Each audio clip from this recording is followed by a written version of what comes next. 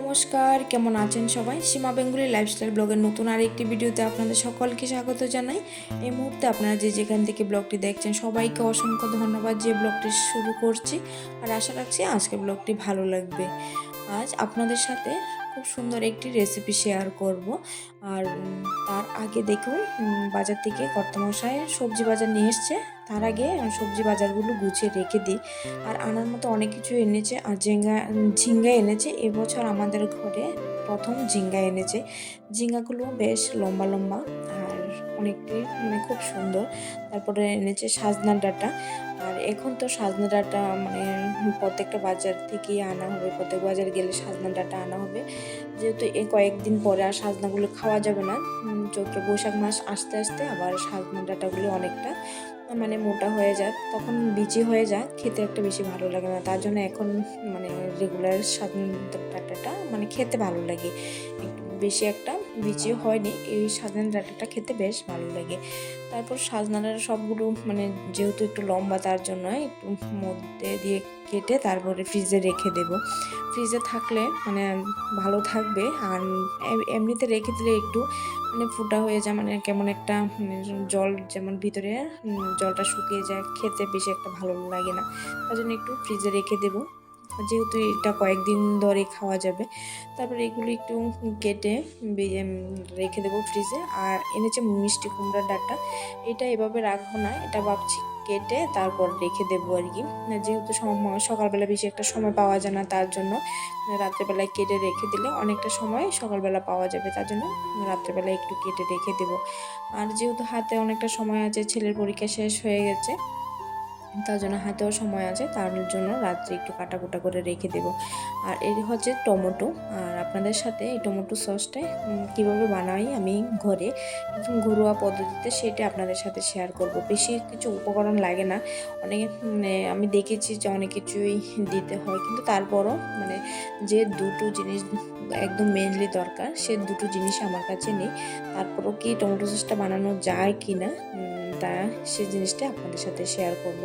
প্রথমে টমেটোগুলো দিয়ে তারপর কিছু মশলা দিয়েছি, এখানে দারচিনি, লং, তারপরে দিয়েছি রসুন, আদা, পেঁয়াজ, এগুলো সব কিছু দিয়ে একটু জল দিয়ে সামান্য লবণ দিয়ে নাড়াচাড়া করে একটু ঢেকে রেখে দেবো, যতক্ষণ পর্যন্ত না সেদ্ধ হয়ে যায় আর কি। সেদ্ধ হয়ে গেলে তারপর এটাকে ঠান্ডা করে একটু পেস্ট করে নেব। আর ততক্ষণের জন্য এটা বসিয়ে তারপর আমি অন্য কাজকর্ম করবো আর কি। এর জন্য এগুলো আগে প্রথমে বসিয়ে দিয়েছি, বসিয়ে একটু হালকা নাড়াচাড়া করে তারপর ঢাকা দিয়ে রেখে দেব। আর ওদিকে আবার আমি ভাতও চাপিয়ে দিয়েছি। ভাতটাও এদিকে একটা হতে হতে ভাতটা হয়ে যাবে, অন্য চুলার দিকে ভাত হয়ে যাবে। ভাতের মধ্যে রাত্রিবেলা পেঁপে সিদ্ধ আর ভাত করব। আর দুপুরের অনেক কিছু তরকারি রয়েছে, ডাল রয়েছে, আর ডিমি দিয়ে মাছ দিয়ে রান্না করেছিলাম সেটাও রয়েছে। আর এ ফাঁকে এটা হতে হতে আমি মিষ্টি কুমড়ার ডাঁটাটা কেটে রেখে দেব। যেহেতু সকালবেলা বেশি একটা সময় পাওয়া যায় না, তাড়াতাড়ি করে রান্না করতে হয়, তার জন্য রাত্রে একটু কাটা বাছা করে রেখে দিলে একটু আমার সুবিধা হয়। আর এদিকে টমেটোটি মোটামুটি সেদ্ধ হয়ে গেছে, আর একটু সেদ্ধ হয়ে গেছে, এখন আর নামিয়ে রেখে দেবো যতক্ষণ পর্যন্ত না ঠান্ডা হয়। আর ঠান্ডা হলে একটু মিক্সারে একটু পেস্ট করে নেব, পেস্ট করে ছেঁকে তারপর আবার বসাবো। এই তো আমি এদিকে এটা নামিয়ে রেখে দিয়েছি, এটা ঠান্ডা হোক। ঠান্ডা হতে হতে আমি অন্য কাজকর্মগুলি সেরে নিই। যেহেতু রাত্রেবেলা আপনারা জানেন প্রত্যেক দিনে আমার রাত্রেবেলা রুটি করতে হয়, যেহেতু বড়মশাই রুটি খায় রাত্রেবেলা, তার জন্য প্রত্যেক দিন রাত্রে আমার রুটিটা থাকবেই। ভাত রান্না করি আর না করি, কিন্তু রুটিটা আমার প্রত্যেক দিনই রান্না করতে হয়। এই জন্য রুটিটা ভেজে নিচ্ছি, কয়েকটা রুটি ভাজবো। আর ওইদিকে এই মিষ্টি কুমড়ার ডাঁটাটি মোটামুটি কাটা হয়ে গেছে, এখনও কমপ্লিট হয়নি, মাঝে মধ্যে একটা হয় চুলার কাজটা আগে সেরে নিচ্ছি। এটা হলে তারপর আবার রুটিটা করতে করতে তারপর এদিকে টমেটো কেচাপটা একটু ঠান্ডা হয়ে যাবে, তারপর আবার যাব টমেটোটা একটু পেস্ট করব, পেস্ট করে তারপর আবার বসিয়ে দেব। আর টমেটো কেচাপটা বানাবো যে সম্পূর্ণ ঘরোয়া পদ্ধতিতে, বেশি কোনো উপকরণ ছাড়াই আমি টমেটো সসটা কীভাবে বানাই সেটা আপনাদের সাথে শেয়ার করব। আর এদিকে টমেটো কেচাপটা মানে টমেটোর সব কিছু পেস্ট করে আমি ছেঁকে নিয়ে তারপর বসিয়ে দিলাম চুলার মধ্যে। চুলায় একটু গরম হচ্ছে, তারপরে দিয়ে দিলাম তেঁতুলটা ভিজিয়ে রেখে দিয়েছিলাম, এটা একটু ছেঁকে দিচ্ছে। আর তেঁতুলটা একটু গাঢ় হয়ে গেছে, আর আমার ছাঁকনিটাও একটু ঘন, তার জন্য একটু পড়তে অসুবিধা হচ্ছে। যাই হোক ছেঁকে দিয়ে দিলাম টমেটোর মধ্যে দিয়ে দিলাম। তারপরে একটু দিয়ে দেব মানে আমি এখানে চিনি ব্যবহার করব না, আমি দিয়ে দেবো গুড়। আর গুড়টা দিলে কালারটা খুব সুন্দর আসে, মানে একটু লাল লাল কালারটা চলে আসে। দিয়ে দিলাম 2 চামচের মতন একটু এখানে গুড়। আর দেখুন কালারটা খুব সুন্দর হয়ে গেছে। আর এখানে যে বললাম যে কর্নফ্লাওয়ার দিতে হয়, কর্নফ্লাওয়ারটা আমার কাছে নেই, তো কর্নফ্লাওয়ার নেই। তারপরে আমি এটা কি দিয়েছি চালের গুঁড়া, 1 চামচের মতন চালের গুঁড়া গুলে দিয়ে দিয়েছি। কিন্তু টেস্টের কোনো কিন্তু হেরফের হয় না, খুব ভালো লাগে খেতে। তারপর আরেকটা জিনিস দিতে হয় সবার শেষে, মানে নামানোর আগে দিতে হয় ভিনিগার। ভিনিগারটাও আমার কাছে ছিল না, তার জন্য নেই বলে কি বানাবো না, তার জন্য মানে ভিনিগারও দেয়নি, কোনো আবার দিইনি, কি জানি বলে কর্নফ্লাওয়ারটা দিইনি। তারপরেও সসটা মানে খেতে খুব দারুণ হয়েছে। আর একটু চেক করে নিচ্ছি আমি, মানে সসটা মোটামুটি হয়ে গেছে। আর এভাবে চেক করে নিয়ে নিলে হয়ে যাবে টমেটো কেচাপটা।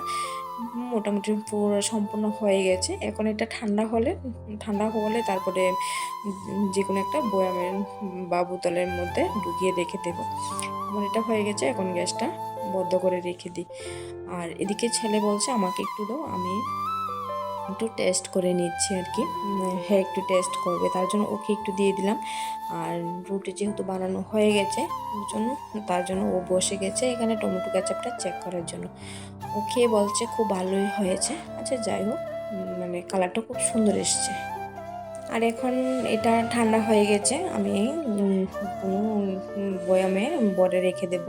আর এখানে আমার ছিল মানে চবনব্রাশের যে ডাবরের ডিব্বাগুলো আছে সেটাই আছে। আর আমার কাছে কাচের কোনো বয়াম অ্যাভেলেবেল ছিল না, মানে বড় একটা বয়াম অ্যাভেলেবেল নেই, তাই জন্য আমি এই প্লাস্টিকের বয়ামটার মধ্যে রেখে দিয়েছি। আর এটা মানে ফ্রিজে রেখে দিলে অনেকটা দিন, প্রায় 20-25 দিনের মতন ভালো থাকে এটা। আর এখানে আছে কাঁচের একটা বয়াম, আর কাঁচের বয়ামটা আমি ফ্রিজে রাখবো না, যেহেতু এটা রেগুলার খাওয়া হবে, মানে এটা বেশি মানে কয়েকদিনের মধ্যে শেষ হয়ে যাবে, তার জন্য এটা আমি ফ্রিজে রাখবো না। এটা প্রায় সপ্তাহখানেকের মতন বাইরেও ভালো থাকবে। আর যদি আবার ভিনিগারটা ব্যবহার করতাম, তাই প্রায় 3 মাসের মতো এগুলি রাখা যেতে পারতো আর কি। কিন্তু যাই হোক, তার জন্য বেশি করে বানানি, যতটুকু বানিয়েছি এটা মোটামুটি আমার 1 মাসের মধ্যে মানে কমপ্লিট হয়ে যাবে। আমার খুব কম খরচায় টমেটো কেচাপটা বানানো হয়ে গেছে। আর যেহেতু রাত্রেবেলা আর বেশি কিছু রান্না করিনি, শুধু সেদ্ধ ভাত করেছি।